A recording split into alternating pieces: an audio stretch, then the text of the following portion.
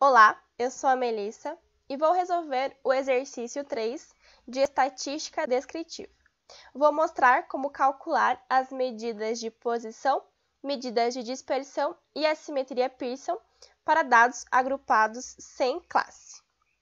Bom, este é o exercício número 3 de elaboração própria.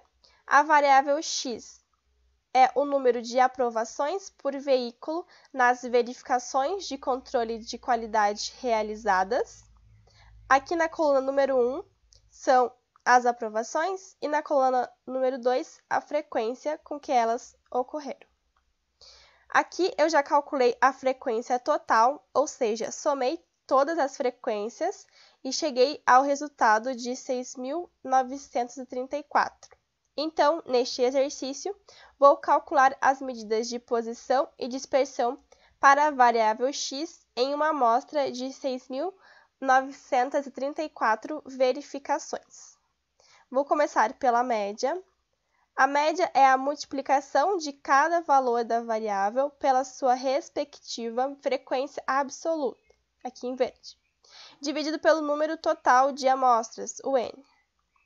Então, aqui, a conta da média ficou assim.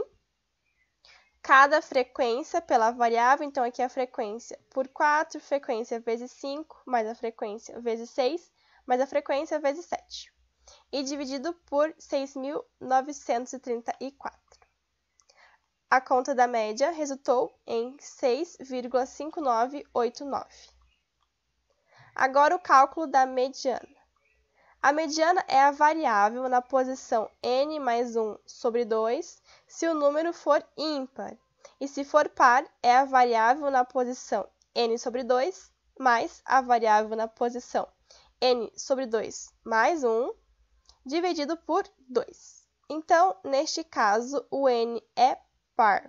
E a mediana será a variável na posição 3.467 mais a variável na posição 3.468 sobre 2.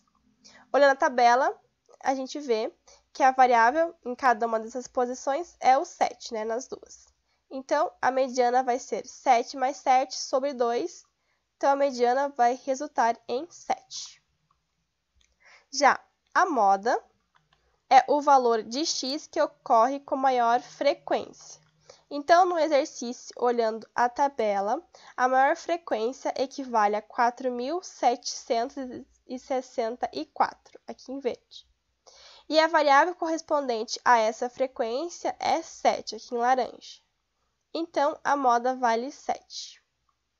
Agora, as medidas de dispersão, começando pela amplitude total, que é o valor máximo menos o mínimo da variável x. Neste exercício, o valor máximo é 7 e o valor mínimo é 4. Logo, a amplitude total será 7 menos 4, que é igual a 3. Agora, o desvio médio. O dm é igual à média das distâncias em valor absoluto de cada valor da variável em torno da sua média. Então, aqui vai ser a variável menos a média, o módulo disso, dessa subtração, multiplicado pela frequência e depois dividido por n. Isso para cada variável. Então, neste exercício, a conta vai ser essa daqui. Então, aqui no começo vai ser 4 menos a média, aí o módulo disso, multiplicado pela frequência, que aqui é 126, depois vai fazer o mesmo procedimento para cada variável, e depois dividir por n. O dm aqui vai resultar em 0,5511. Agora, a variância e o desvio padrão. A variância é a média das distâncias quadráticas de cada valor da variável em torno da sua média. Então, aqui, a variância vai ser essa conta aqui, a frequência vezes a variável menos a média ao quadrado. Então, 126 vezes 4 menos a média ao quadrado. E a mesma coisa para cada variável. Depois, dividido por 6.634 menos 1. Aqui, a variância vai resultar em 0,4529. Agora, o desvio padrão é a raiz quadrada da variância. Então, aqui, ele vai ser a raiz quadrada de 0,4529.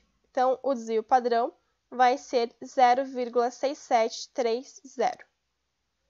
Agora, o coeficiente de variação, ou CV.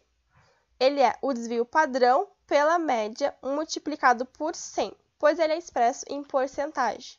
Então, aqui, o CV vai ser 0,6730 dividido por 6,5989 multiplicado por 100. Vai resultar em um CV de 10,1987%. Por último, a assimetria Pearson.